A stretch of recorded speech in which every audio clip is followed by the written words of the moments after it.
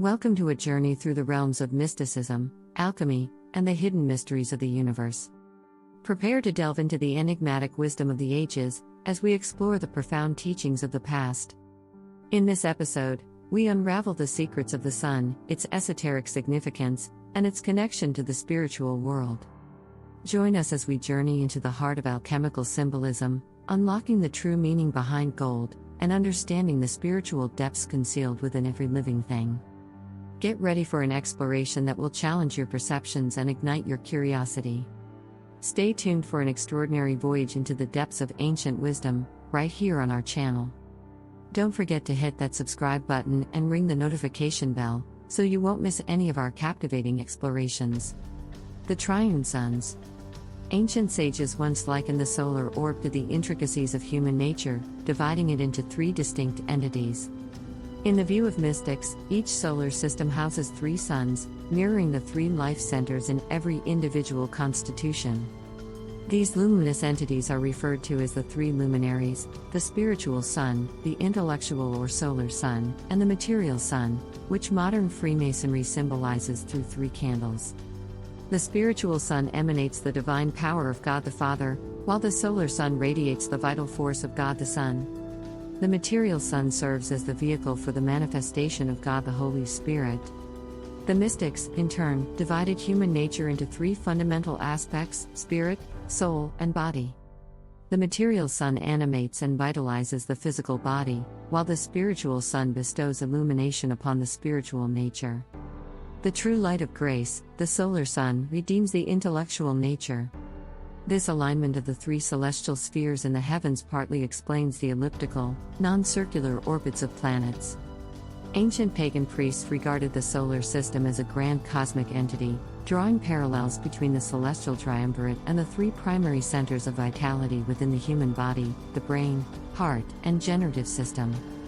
The Transfiguration of Jesus, for instance, features three tabernacles, the largest at the heart center and two smaller ones flanking it at the sides, representing the brain and generative system. The hypothesis of the existence of three suns may have arisen from unique natural phenomena. In the 51st year after Christ's birth, three suns appeared simultaneously in the sky, and a similar occurrence took place in the 66th year. In the 69th year, two suns were visible at once. According to historical accounts documented between 1156 and 1648 by William Lilly, such phenomena were observed on 20 occasions. In the Hermetic tradition, the sun's significance as the supreme benefactor of the material realm prompted Hermetists to believe in the existence of a spiritual sun that tended to the needs of the invisible and divine aspects of both human and universal nature. The great Paracelsus articulated this notion, saying, "There is an earthly sun, which is the cause of all heat, and all who are able to see may see the sun, and those who are blind and cannot see him may feel his heat. There is an eternal sun, which is the source of all wisdom, and those whose spiritual senses have awakened to life will see that sun and be conscious of his existence, but those who have not attained spiritual consciousness may yet feel his power by an inner faculty which is called intuition." Certain Rosicrucian scholars assigned unique names to the three phases of the sun. They designated the spiritual sun as Vulcan, the solar and intellectual sun as Christ and Lucifer, respectively, and the material sun as the Jewish demiurgus Jehovah. Here, Lucifer represents the unilluminated intellectual mind, devoid of spiritual light, a false light. The false light ultimately yields to the true light of the soul, known as the second Logos or Christ. The esoteric transformation of the Luciferian intellect into the Christly intellect, symbolized by the alchemical process of transmuting base metals into gold, remains a profound secret.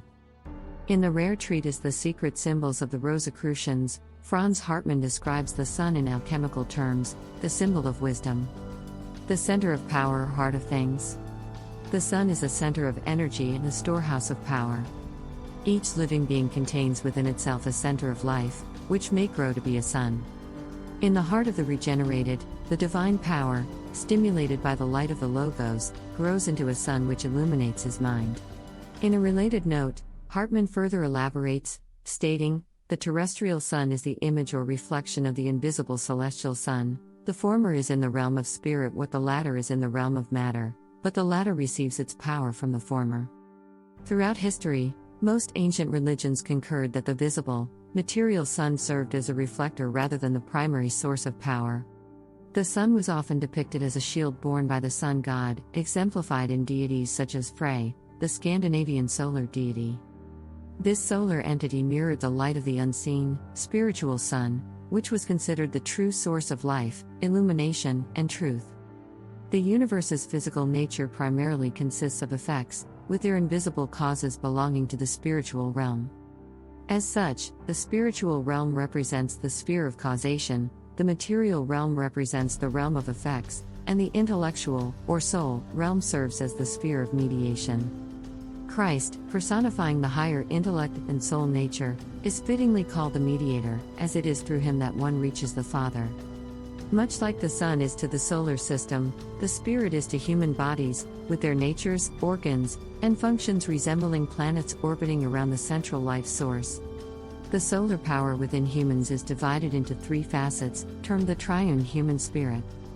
These three spiritual aspects are described as radiant and transcendent, and when unified, they constitute the divinity within humanity.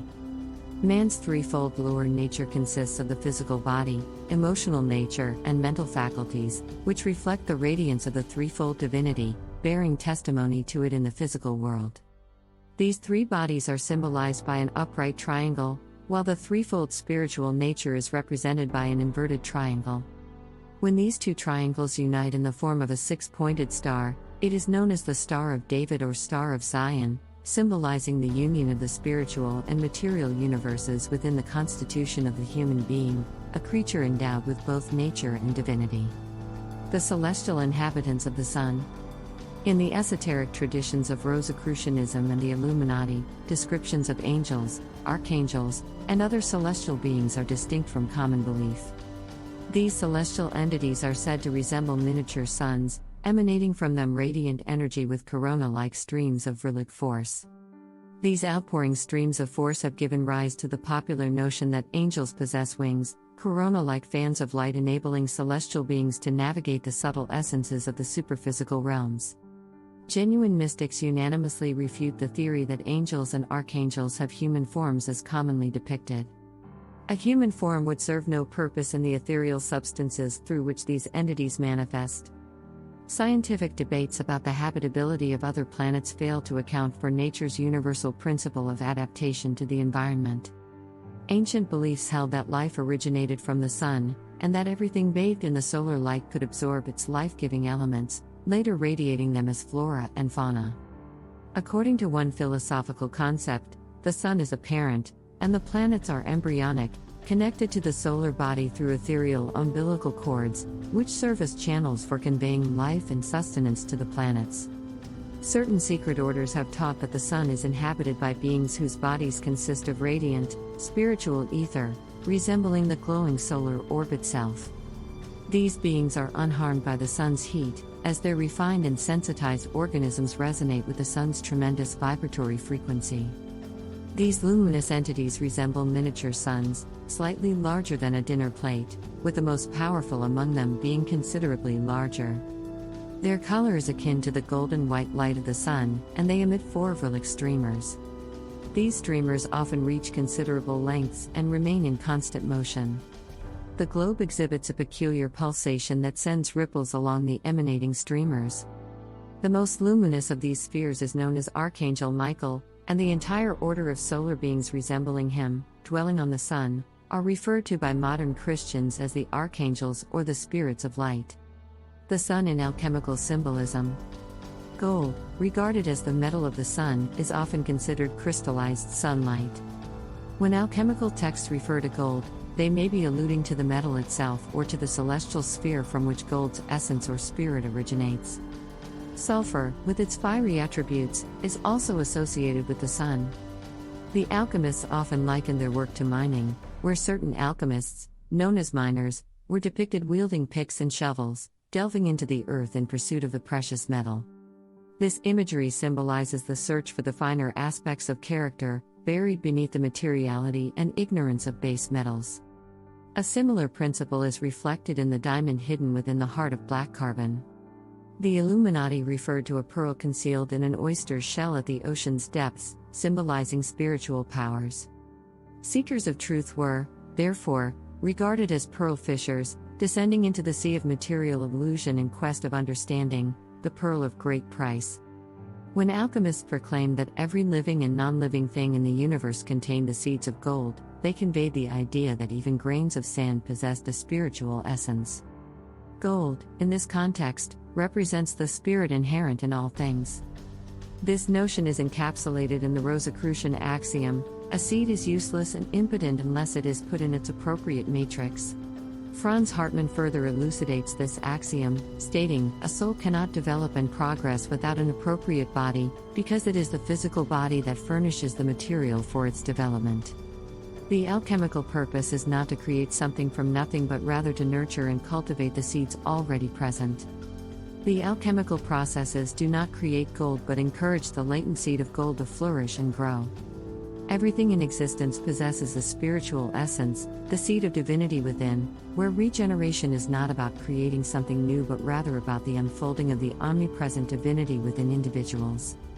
In this process, divinity shines forth as a radiant sun, illuminating all with whom it comes into contact. The Midnight Sun. Apuleius, recounting his initiation, spoke of seeing the sun shining brilliantly at midnight, a phenomenon deeply entwined with alchemical mystery. This symbolism suggests that the spirit within humanity shines even through the darkness of their material existence. It also alludes to the existence of a spiritual sun, which mystics could perceive both at midnight and high noon. In this mystical context, the material earth is powerless to obstruct the radiance of this divine orb. The mystical lights illuminating the temples of Egyptian mysteries during nocturnal hours were believed by some to be reflections of the spiritual sun, gathered by the magical abilities of the priests. The peculiar light witnessed 10 miles beneath the Earth's surface in the Masonic allegory of Edidorpa may very well refer to the enigmatic midnight sun of ancient rituals. Primitive beliefs surrounding the conflict between good and evil often revolved around the alternation of day and night. During the Middle Ages, black magic practices were typically confined to the nighttime hours, and those who served the spirit of evil were known as black magicians, while those in the service of the spirit of good were called white magicians. Black and white were inherently linked to night and day, mirroring the eternal struggle between light and shadow present in the mythologies of numerous cultures. The Egyptian demon Typhon, for example, was symbolized as a hybrid of crocodile and hog, a combination representing both their gross and earthly aspects. Throughout history, living creatures have generally feared the darkness, and those few who found utility in darkness were often associated with the spirit of evil. This association has led to creatures like cats, bats, toads, and owls being connected with witchcraft. Even today, in parts of Europe, the belief persists that black magicians transform into wolves at night to spread destruction. From this concept, the folklore of werewolves was born. Serpents, owing to their subterranean habitat, were seen as connected to the spirit of darkness.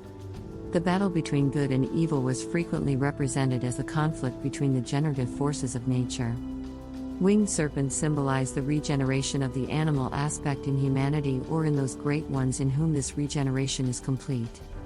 In Egyptian tradition, the sun's rays often terminate in human hands, a symbol Masons may recognize as the paw of the lion, raising all things to life with its grip. Solar colors. The conventional theory of 3 primary and 4 secondary colors is exoteric, as ancient wisdom recognized 7, not 3, primary colors, 3 of which can be perceived by the human eye. For instance, while green can be achieved by blending blue and yellow, there exists a genuine, non-compound primary green. The disproof of this theory becomes evident when a prism disperses the orange of the spectrum.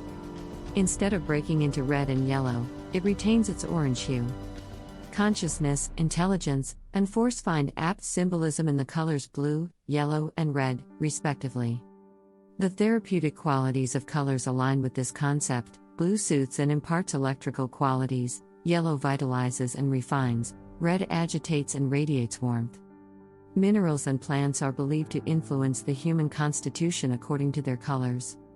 Thus, a yellow flower yields a medicine that affects the constitution much like yellow light or the musical note Mi. An orange flower, corresponding to orange light and being one of the so-called secondary colors, aligns with the note Re or the chord of do in me. The ancients associated human aspects with colors. Blue symbolized the spirit, yellow represented the mind, and red embodied the body. Heaven was depicted in blue, earth in yellow, and hell or the underworld in red.